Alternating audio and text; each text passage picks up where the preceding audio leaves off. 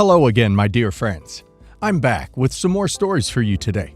Today's first story is about OP's stepmother, who is trying to replace OP's mother in every way possible, and OP's father is taking her side. Listen till the end, guys, to hear my insights on the situation. Enjoy the stories, guys, and don't forget to like and subscribe. And of course, don't forget to leave a comment. My mother was a very artistic person. She dedicated her life to her art. She was a painter and rather eccentric. She had the idea of having 4 children and naming us in order to spell out love, with our first initials. She passed unexpectedly last year, leaving me and my 2 siblings. She never got to complete the word love. When I was younger, I asked her what happens if you get too old and can't have a baby anymore, or something along those lines, and she told me that one of us could have a baby and finish it for her. She said it wouldn't be the same, but the tribute would make me happy. My parents had marital problems up till her death because of my father's infidelity, and I think she put off having the 4th child for quite some time because of it. However, she always said baby Elise or Emilio would be completing our family soon. I was around 6 or 7 months pregnant when my father and his wife, and former mistress, announced their pregnancy. She chimed in saying she would finally bring little Emilio into our family. My sister and I were horrified, and spoke to my dad privately that while Mom did want someone to continue on the acronym idea, we found it disrespectful to do it with the woman he was cheating on her with. I then told him about how she said she wanted one of us to carry on the name when I was a child. He shut me down, saying that she probably expected her and I to still be together, and that it'll be better with all of you guys in the same generation of the family, and left it at that. My brother agreed. 2 weeks before I gave birth, they found out they were not having a boy as they hoped, but a girl. I realized I could take the name Elise before they would have a chance to name their baby my mother's chosen name. They could name her Emily or something else, but it wouldn't be the name my mother chose, and that's what mattered to me. So I did. My father, and especially my stepmother, are furious at me for ruining my mother's lasting wishes and tarnishing her idea. While my sister agrees with me, she won't say it to my dad since the birth. My aunt and other family on my dad's side called me names from petty and troublemaking to just outright B. I did not expect so much backlash, and it's really stressing me out with just giving birth. And they're taunting me by posting pictures of the ultrasounds with captions like, "The E-baby is coming 2024," and "3's a crowd, but 4 is love." It's driving me crazy, and it feels like this rift in the family is all for nothing, since they're going to claim their baby is the real E-baby anyways.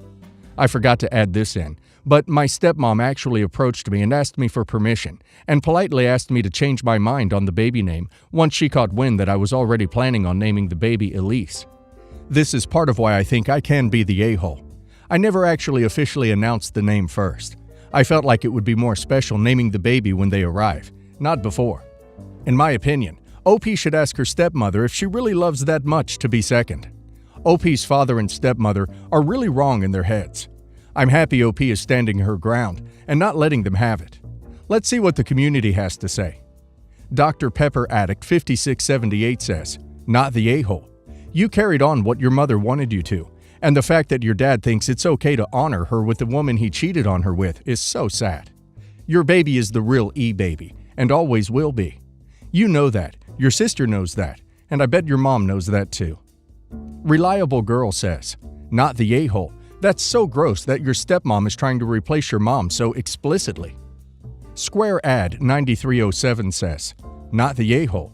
Your dad has no right to honor a woman he cheated on. If anything, he's insulting her memory by finishing her idea with the person he cheated on her with. To hell with him, his mistress, and anyone who sided with them." My ex died when my children, currently 14 female and 12 male, were a toddler and infant. We were already divorced at that point, and she was a terrible mother. She had a lot of D issues and never wanted to be a parent. She saw the kids maybe twice after she left. My former in-laws, however, have idolized her memory and have convinced my kids that she was the most wonderful and caring mother in the world. I have, until now, not contradicted them, because I didn't want to hurt my kids. I married my current wife around the time their mom died. She is a stay-at-home mom who devoted herself to them. Her entire life was taking care of them, and she loves them so much. However, my in-laws, who have visitation after taking me to court, have basically poisoned my kids against their stepmom. They tell them that she is the reason their mom left. Not true. We were already divorced when I met her, and that she prevented their mom from visiting. Not true. I used to call and beg my ex to visit, but she just didn't want to. They also convinced them that if I have more kids with my wife, they will be kicked out and unloved by us. As a result, my kids treat my wife terribly and also constantly tell her that she better not have any babies, or else they'll run away, move in with their grandparents, and never speak to us again. I have tried to put them in therapy and do family therapy, but every time it seems we make progress, my former in-laws wreck it by telling them more of the same stuff. My wife recently asked me for a divorce, saying she is emotionally drained and that while she loves my kids, it hurts too much to pour her love into children who despise her. She also said she wants more children, but she refuses to bring them into a poisonous environment. My kids overheard some of this. We were speaking quietly in our room after we thought they were both asleep. But I guess they must have overheard, eavesdropped, and told me the next day, not in front of my wife, that they were so happy that the step-monster was finally leaving. I admit I got really upset at that comment and started yelling. I told them the truth about their mom, said that they have constantly taken advantage of the only real mom they've ever had, and called them spoiled little a-holes who were in for a rude awakening when my wife was no longer there to cook them all their favorite foods, take care of them when they were sick, and taken them to the various activities. Obviously, I do these things too, but my wife did the bulk of it since she's a stay-at-home mom. My daughter started sobbing, and my son called me a liar who is the reason why my mom died. No clue what that is even supposed to mean. Now, no one is talking to me. My wife is so angry with me for telling my kids all that stuff, saying it doesn't do any good and all it does is hurt them. My kids aren't speaking to me for obvious reasons. I do feel bad for the way the information came out, but I don't feel bad for finally telling my kids the truth about their deadbeat mom. But everyone is mad at me. So am I the a-hole? Edited information. I did try to take my former in-laws back to court to get their visitation revoked, but it's not that easy. After spending a lot of money, the judge basically said there was not sufficient information to revoke their rights. I don't have unlimited funds to keep taking them back to court. I also have to pay their therapy mostly out of pocket and can't afford both attorney fees and therapy. I also didn't allow my kids to just believe that their stepmom was some homewrecker who refused to let their mom visit. I did correct any misinformation pertaining to my wife. However, I didn't want to badmouth their mother, so I mostly didn't contradict their grandparents' version of their mom, her being a caring and loving mother. Maybe I was wrong for that decision. But what kind of monster wants to tell their kids that their dead mom would rather party and get high than see her kids? My wife was also adamant that we never say negative things about my ex, because she felt that it would only hurt them and wouldn't help the situation. Our therapist had suggested that we slowly try to tell them the truth as they got older, but we hadn't really gotten to that point yet. I know I was wrong to yell at my kids, but I'm so sad. The love of my life is leaving me, my kids hate me, and I feel just so terrible. Well, I think OP is not in the wrong for being upfront about the real situation, but in the wrong for not having dealt with this sooner, and in a much less explosive way. OP knew ex-in-laws were poisoning the kids for the last 10 years, against his wife. Why did he not limit their contact or have an honest conversation with his children about their bio mother earlier? OP didn't have to go whole hog on an expose, but OP left his current wife to swing in the wind. I feel sorry for OP's wife, and a little less sorry for the kids. Let's see what the community's opinion on the situation is. Statistician C2200 says, you need to take your in-laws back to court to have their visitation revoked. A sultry tart says, not the a-hole for telling the truth. They deserve to hear it at their age. They aren't little kids anymore. They can't treat others horribly based on the words of others around them. It's gotten society in a lot of horrific events in the past, and they need to learn right from wrong. If she's always treated them kindly, they have no basis for treating her poorly. GFYS says, everyone sucks here. You could have told your kids the truth about their mom, without the a-hole part. You also could go back to your lawyer and try to modify the grandparental visitation. It sounds like paternal alienation, or in this instance, grandpaternal. I do feel for your wife, and don't blame her for wanting to leave a toxic household, where bashing her has become the norm. I, 41 male, have been married to Celia, 31 female, for 2 years, together for going on 5. I have 2 kids, 12 female, 10 female. I share joint legal custody with their mom, and I get every weekend and twice during the week for a couple of hours each. I'm a good father, and I've always placed my kids' needs above mine. Due to the nature of the custody and our own work schedules, my wife and I don't spend as much alone time as other couples. A while back, she mentioned how the last time we did anything together, just the two of us, was our second anniversary November of last year. Both our B-days are before that, and hers was the only one we spent just together. She said it would be nice to have a date night. This was already tough, since weekends are the only time it could work, but she's been getting burnt out. So I arranged for dinner Friday at 5:30, a fancy place she's always wanted to check out. The earliest reservation was a month later. Fast forward a month to Friday. She's been super excited and even bought a new dress. I was psyched too. While at work, I get a call from my 12-year-old that her sister had a bad fight with their mom and is crying hysterically. My 10-year-old is the much more sensitive of the two. I'm the only one who can calm her down when this happens. I also got the sense that part of her pain was over me not picking her up till next morning. So I felt guilty. I immediately left work, called my wife, who was home early, and said I was heading to my ex's place to take care of it. She got very quiet and asked if I could tell my daughter that I couldn't stay long because I had important plans. I told her I knew what to say and I'd try, but to please let me do what I needed to do. I got there and it took much longer to get her to feel better. It's too late for dinner, so I let Celia know we had to cancel the reservation. I got home around 8. Kid got hungry after all the crying, so I took them both to a drive-through bite. I didn't eat. And Celia's in bed with the lights out. I tried to explain that yes, we had dinner plans, but that's not more important than being there for a child in distress. I asked if she still wanted to do something since some places may still be open. She asked if we could go tomorrow. That's out of the question, because I have my kids every weekend, and there's no way I can take them after 10-year-old's meltdown. Plus, we probably couldn't get a spot at that place for 2 weeks, which is Father's Day weekend, and there's no way I can miss that time with my kids. Celia hasn't said a thing since then. I'm at a loss for what to do. My mom sympathizes with us both. She found out through the grapevine, but says that this is what Celia signed up for when marrying a parent, and she needs to accept these things will happen. But her sister called and chewed me out for never taking personal time with wife seriously. I told sister-in-law that one dinner when there's no birthday or anniversary wasn't a big deal, and that I shouldn't have to choose between my wife or kids. She called me an a-hole for missing the point, and not even trying to make it up to Celia since all this. Am I the a-hole? Well, I think OP is a huge a-hole here. His nearly middle school-age daughter was not in distress.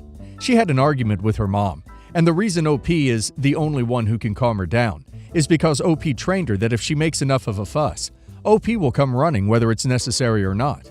Hope OP is prepared to make sure his daughter doesn't interrupt his counseling sessions, or he can plan on the current marriage being his last. Because eventually, OP's wife is going to get sick of OP refusing to recognize the difference between an actual parenting emergency and something that can wait until after date night. And by eventually, I mean I wouldn't be surprised if she's already collecting lawyer referrals. Let's see if the community agrees with me. Low Conversation 5071 says, "You're the a-hole. Babysitters exist for a reason. Your partner's needs, and occasional regular date night is 100% a reasonable need. Come before children's wants. You're also teaching your children they can cry, have a meltdown, and manipulate you to do whatever they want. Taking your kids out for a bite to eat when your wife is at home waiting for you for a date night is a huge slap to her face." The Drunk Scientist says, "You're the a-hole. You need to find a balance here, otherwise your wife is going to leave you." Consectariana says, "You're the a-hole. Your child had an argument with her mother, and her mother needs to learn how to comfort her. Your daughter isn't ill or injured. If your sense that she was in hysterics over a Saturday morning pickup instead of a Friday night pickup is correct, she manipulated you brilliantly. A 10-year-old is old enough to understand a minute change in plan like that. Then, to top off the canceled and much anticipated meal, you decided to take your kids out for food and leave your wife home alone. The thing is, you didn't have to choose between your kids and your wife. You chose to drop everything over what sounds like a temper tantrum because your daughter and her mother argued. You didn't make it a short visit and get home in time to see your wife. It doesn't sound like you even apologized to your wife for canceling your plans to soothe a temper tantrum that your ex caused and should have been the one to deal with. I, 19 female, am living at home with my parents and doing online school. I also have a job and pay rent, which works out for the most part. My sister, 27 female, lives a couple of miles away with her 2 kids, 6 female and 9 male. When I was in high school, I used to babysit her for $5 an hour. My mom also used to watch the kids a couple of times a week while my sister was at work or with her friends. After I graduated high school, my sister stopped officially asking me to babysit and instead started dropping her kids off at our house without warning. Officially, it was supposed to be my mom watching them, but my mom gradually stopped paying attention and expected me to drop everything to babysit the kids. She says it's part of being a good sister and my responsibility. I've had so many conversations with her, and she's promised that she'd try to be present more and take more responsibility for them, but it never ever happens. Instead, she literally leaves the house for half the time that the kids are there. She also refuses to tell my sister to not drop off the kids at our house without warning. I've talked to my sister many times as well, and she also refuses to give warning when she drops the kids off, because our mom said it's fine and it's her house. She even knows that it's always me watching them, and our mom doesn't pay attention. But it doesn't matter to her, because I'm home anyways with online school and online work. I don't think that's fair though, and I don't think I'm doing as well as I could be, because I haven't been able to focus in class and on my work with the kids around. As a result of this, I haven't been parenting her kids when they're around, and just act like a glorified lunchroom monitor. I make sure that they're safe, sit them in front of the TV, and make them simple food when they ask me to. I don't yell at them for swearing. I don't make them do their schoolwork, and when they fight, I bribe them with candy to hold off until my sister comes back. This happens around 2 to 3 times a week for around the whole afternoon. My sister has been getting more annoyed with me that their homework isn't done when she picks them up, and they swear in front of her and say Auntie lets us do it. I told her that if she wants to ask me to babysit for her and give me advanced warning, then I'll give her kids my full attention and follow her rules. She knows that I'm right, and she doesn't have an argument, so she doesn't press it too much. I'm moving out by the end of the year, so I know that my mom will have to step up, or my sister will have to find long-term childcare. I feel guilty for not being the best influence on my niece and nephew, but if I were to give them my full-time attention, I'd probably fail out of school and lose my job. They'd also like being at our house more, and my sister would drop them off more often. I'm wondering if I'm the a-hole for this though. Well, guys, if my sister did this, I would walk out the house when she dropped them off. Every single time. OP is not responsible for parenting those kids. OP needs to be more strict in this situation and set boundaries ASAP. YKNJS says, not the a-hole. You're making sure that nobody gets hurt and nobody goes hungry. If your sister expects more, she can treat you reasonably or find somewhere else to dump her kids. It's very crappy on both her part and your mom's that they're just expecting you to drop everything and look after the kids with no warning so often. But you're keeping them safe and meeting their basic needs, so I'd keep doing what you're doing. Eternal Entropy says, not the a-hole. You're not responsible for parenting someone else's kids, even if they are your niece and nephew. You've asked for advance notice and ignored. Your schooling and job are important. You should be focusing on those. Have you told your mom and sister how much this is affecting your work? What did they say about this? Is there any way that next time your sister drops them off unannounced, you can just say, "See you later, I'm going out," then go to a coffee shop and work elsewhere safely, leaving your mom with the kids?